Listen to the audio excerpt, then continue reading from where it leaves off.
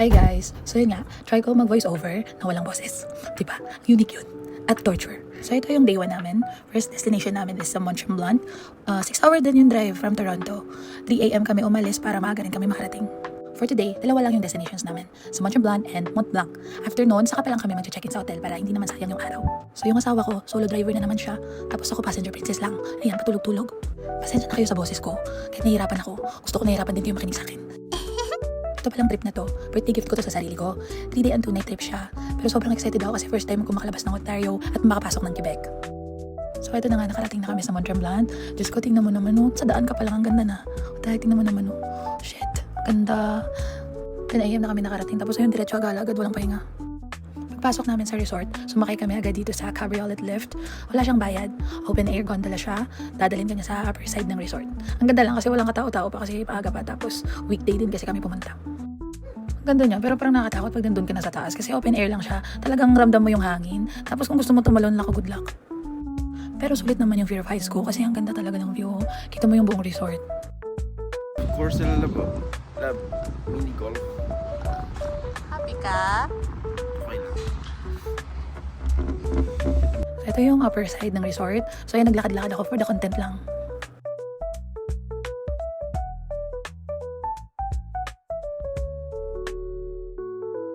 Next, sasakay naman na kami sa panoramic gondola. Ito may bayad na talaga siya, $31 per person. Say hi! Iikot lang pala to. 10 minutes din yung buong ride. One way pa lang yun. Grabe yung view talaga dito. Sobrang ganda. As in, pupunta ka talaga dun sa pinakatuktok ng bundok. Magkano to? Hindi ko na maalala. Siyempre, kunwari may amnesia ako dyan. Hindi ko sasabihin kung magkano. Mamaya maano pa yun. Hello! Dito na po kami.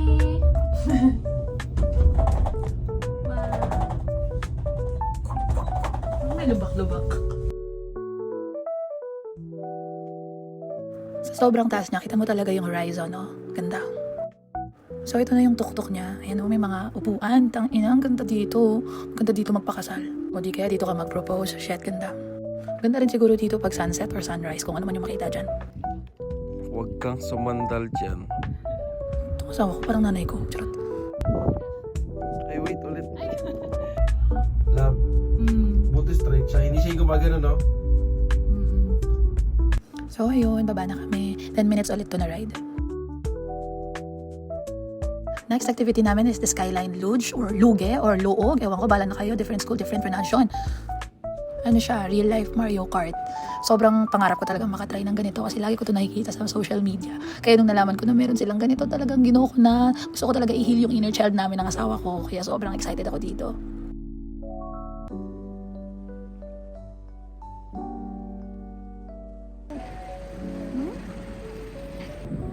Nakasabit dito yung cart natin sa likod. So, umakyat muna kami kasi dun sa tuktok magsisimula yung ride. Buti naman, hindi na mo na natali ang cellphone mo. Aside pa sa tali ng phone, bumili rin ako ng accessory para sa phone ko, para mahang ko yung phone ko sa neck ko, para meron akong ganitong POV shot. Kasi wala akong pambili ng Insta360.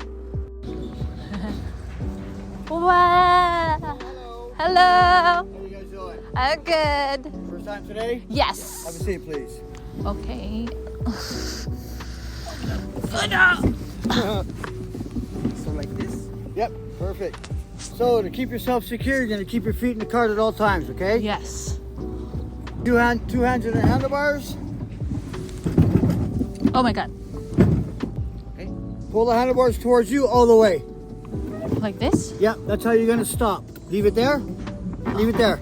Pull hard. So to go forward, you're gonna advance your hands just a little bit. Come towards me. That's it. Oh, okay. Come towards me again. Stop. One more time. Stop. Turn to your right. Stop. Turn to your left. Do we have any questions?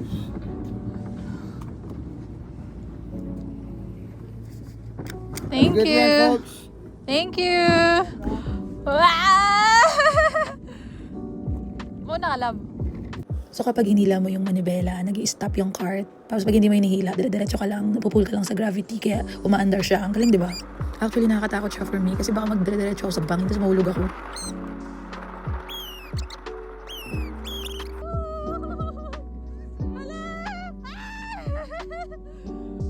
Bilis mo naman! Sobrang saya niya. Talagang para sa akin, dream come true. Kahit sa totoo, mabagal lang talaga ako mag-drive kasi nakakatakot. Mga 3 times din namin to inulit kasi yun yung binayaran namin. $32 din siya for 3 rides per person. Oh no!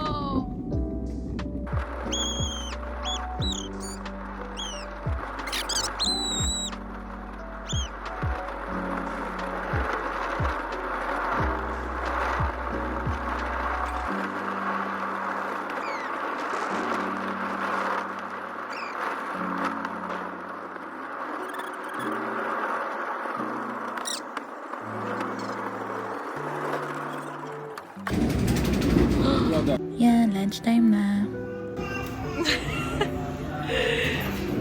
Sige na, kumain ka na. Kawawa naman yung asawa ko dito. Gutom na siya nung time na to.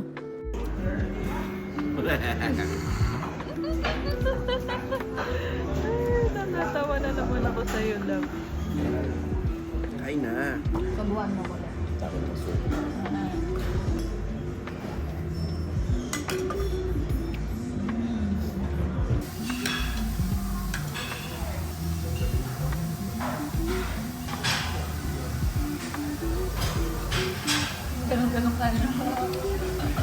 After namin mag-lunch, baba na ulit kami via the cabriolet lift kasi punta na kami sa next destination namin.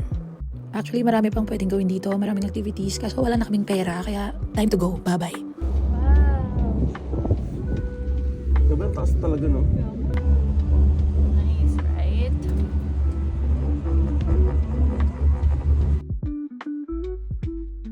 Then, next stop, Mont Blanc. Pupunta kami sa Treetop Walk. Mga 10-minute drive lang naman siya. Siyempre, naglakad-lakad na naman ako dito for the content. Nag-feeling kay drama lang, ganun. Nag-eat like tayo? Nasa $33 per person din yung entrance dito. Bale, may lalakarin kang almost 1 kilometer na trail papunta dun sa tower. Itong trail, elevated walkway siya sa gitna ng mga puno. Tapos sobrang ganda ng view kasi ang gaganda ng mga kulay ng puno. Talagang kita mo yung autumn leaves. Ang ganda. Ano to sabi niya? Ganda sa food.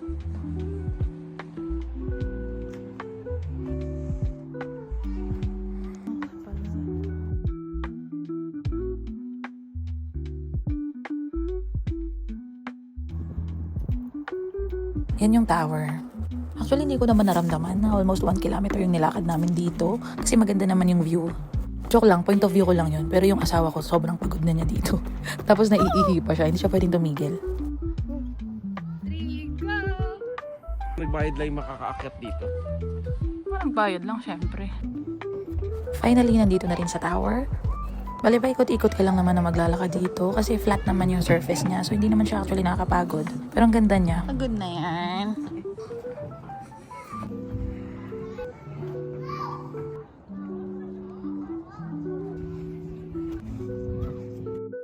Team, ang ganda ng view dito. Sulit talaga yung bayad. Kahit yung lakad, sulit din.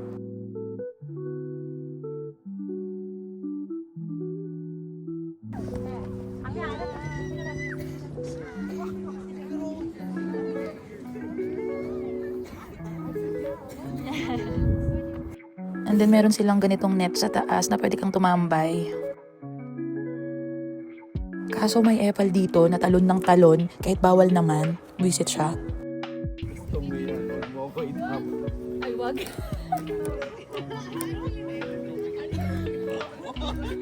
Tinatry talaga namin ng asawa ko pumunta dun sa gitna, pero di talaga namin kaya. Oh, shucks. Too much.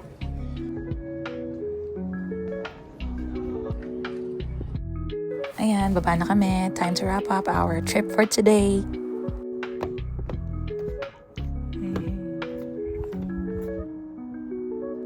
Drive na ulit para mag-check-in na sa hotel. Ito na yung hotel namin. Ang ganda lang kasi mura ko lang na-book yung hotel na to. Tapos may free breakfast na siya.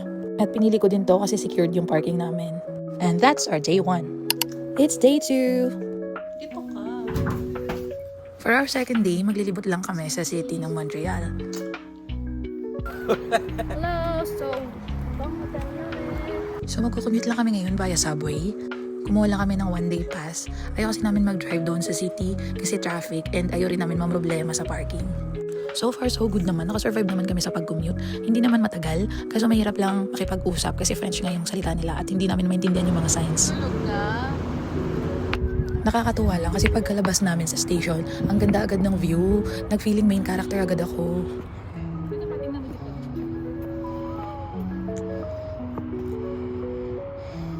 Tapos nakikita ko naman nagtatrabaho dun sa building.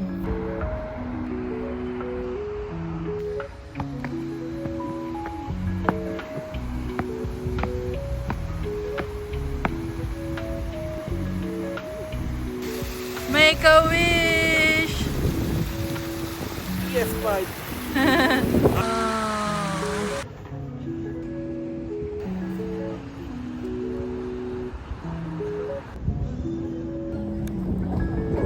Sabi ko naman trabaho. Smike.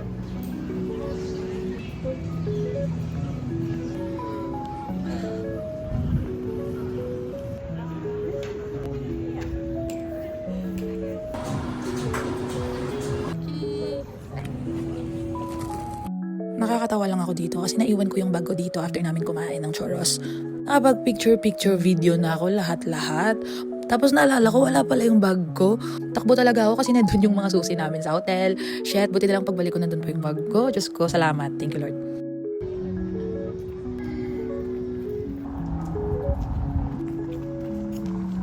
Ang ganda dito kasi parang nagpunta sa Europe. Ayan oh. Talagang aura-aura talaga ako dito. Feeling main character. And then pumasok din kami sa Notre Dame Basilica. May entrance siya na $16 per person. Medyo mahal yung entrance. Napapasok ka lang naman sa simbahan. Pero isipin mo na lang, donation na lang yun. Pero sulit pa rin naman yung pasok kasi ang ganda ng interiors. As in, tingnan mo naman.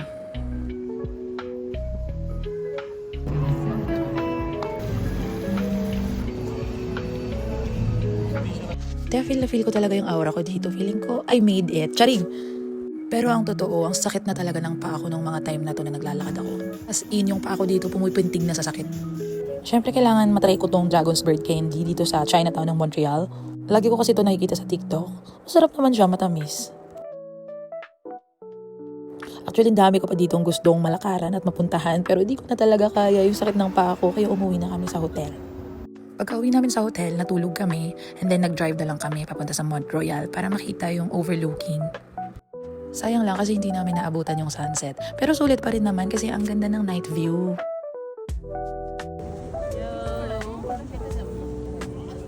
And then it's dinner time. Steak na naman. Tuwang-tuwa na naman yung asawa ko.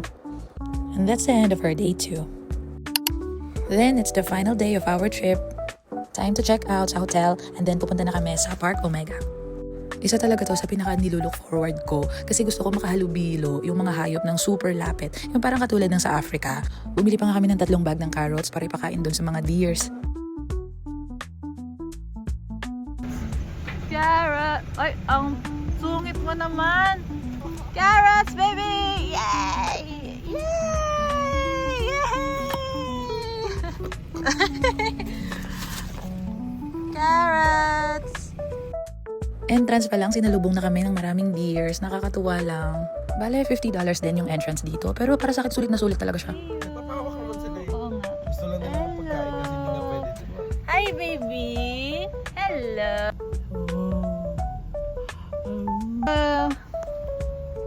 Gusto ka nila, love? Gusto ko ng mga lalaki. Mahilig sila sa lalaki. Ayun o. Ang laki na ito, no? Bale, magdadrive ka lang sa loob ng park habang nakikipaghalubilo sa mga hayop. May mga hayop na pwede mong pakainin, tapos meron din hindi pwede.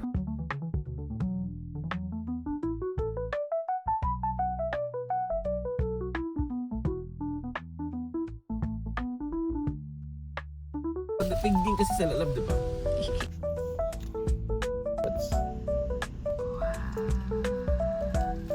Hello! Naamoy niya yung mga... Naamoy mo ko? Come here, baby. 3.20 lang, oh. Carrots, oh. Ayan, ay malapit na sa'yo. Yay! Good job! Good job! Uy! Sapa. Good job! Mabango kasi ako, love. There's more. There's more! Smart! Oh, baby! Slit, eat! Oh, baby! Hello!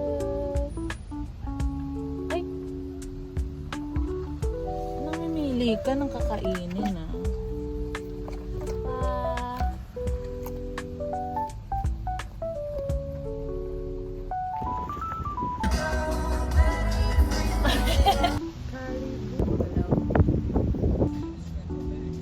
Tingnan mo yung kulay. Parang tinapay. Ano ba yun? Parang monay.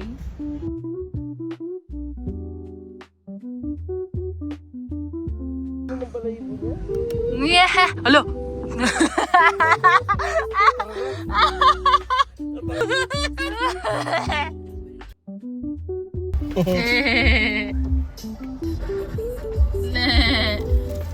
Tuntua siya.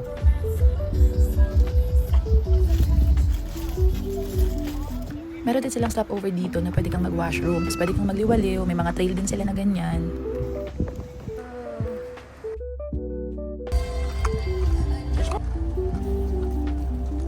Come here! Ay!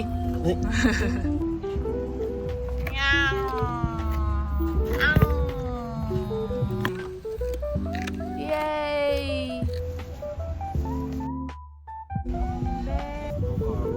Tara na. Ayaw nila.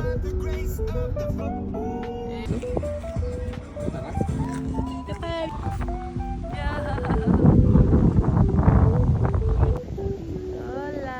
Ay, ang cute! La! Bear!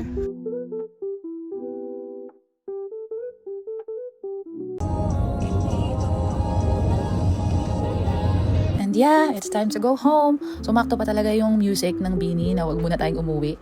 Kasi ayoko pa talagang umuwi. Sobrang nag-enjoy talaga ako sa trip namin na to. Sana maulit pa to at makabalik ulit kami. And also, thank you for watching our vlog. Thank you. Bye-bye.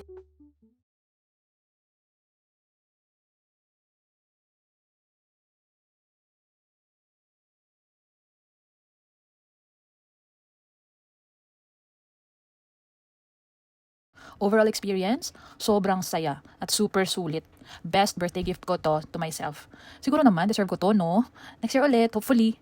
And also, thank you for watching. Kahit alam ko naman na ako lang talaga manunood nito. Kasi I'm my #1 fan. Gusto ko lang ma-experience talaga gumawa ng ganitong klaseng vlog. Ayun, bye for now. Thank you. Bye-bye.